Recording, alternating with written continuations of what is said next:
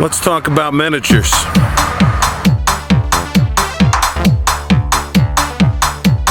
I've been known to do some role-playing.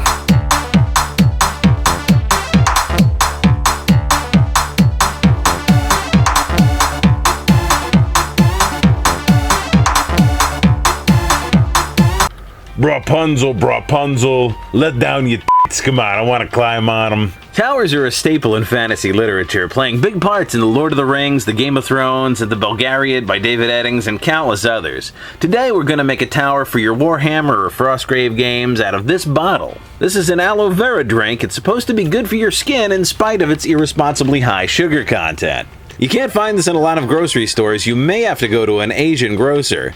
So be careful, my little Dungeoneers, of real-world monsters, the balut and the durian. One is a duck fetus that wants to be in your mouth, the other a dangerous-looking fruit that smells like a sneaker full of garlic farts. Avoid them at all costs. Most brands of aloe vera drink come in a similar bottle and retail for about $4. You may be able to find it a little cheaper at a larger grocery store.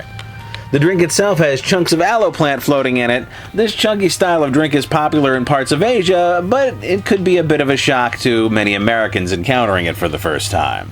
A little bit of an update. Some people have asked me what I've done with the other Elven Zealot Mage Knight miniature I had. Well, here it is. I have painted it in quite a different way, but one that I think works a lot better for the miniature itself. It's a little more creative, a little more colorful. And I don't know, I'm a lot happier with it than I am with the original. Come on, whip them out. I wanna climb up them. Let me get up there. Come on, don't be like that. Okay, on with the project. We're gonna start with our bottle. Of course, first we're gonna take off the label. We're not gonna be able to work with that label on there, so just take that off. Probably get that off by hand. If you need to use a little blade or something, that's fine. Just try not to cut the bottle in places where you don't want to. Once that's off, we're going to chop the very top of it off.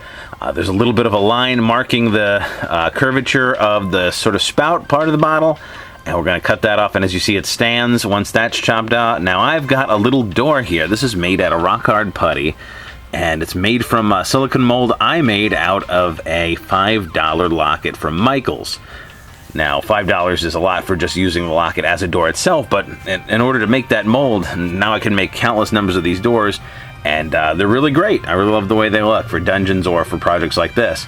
Now, we're going to cut one of these bottom squares out, and we're going to make it fit the door. As you see, it just sits right in there, and we're going to use a little hot glue around it. I didn't get me hot gluing it in, but basically all I did was just squeeze it in on the sides there. It filled the gaps in between. I sort of flattened it out. Not the cleanest job I've ever done, but it works for this project.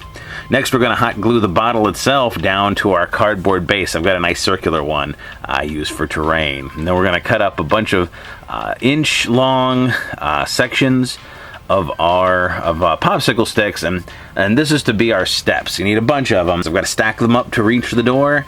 I think there's 5 segments. I'm not quite sure if it's an inch. It's whatever the width of this door is. I would make it match your door, whatever door you're going to use on the bottle here.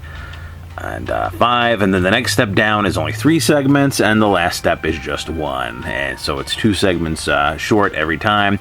Gives a really nice stair effect, as you can see. And I'm just doing that with hot glue and bits of popsicle stick chopped up. Now we're going to want to make railings for our stairs. I'm using some thick electrical wire that came out of some kind of electronic, but any kind of baling wire would work fine. You want a reasonable thickness. Fine copper wire probably won't cut it, but nice rigid wire and glue. Try to make it match on either side and try to frame the steps in a nice way, and we're just attaching that with hot glue to the cardboard and the bottle itself. The nice thing about hot glue on this type of plastic is the plastic melts into the hot glue a little bit, and it makes a really nice bond, and I like that. I'm making a little tower out of a castle toy. The castle toy I reviewed had a bunch of these goofy looking Didn't like them on the castle, but I like them on here. I'm attaching that to a small piece of PVC pipe, and then I'm putting a large wooden popsicle stick in it to give it a little more surface area to glue it on the inside. And I've cut a corner of the top of our bottle off where that tower can sit.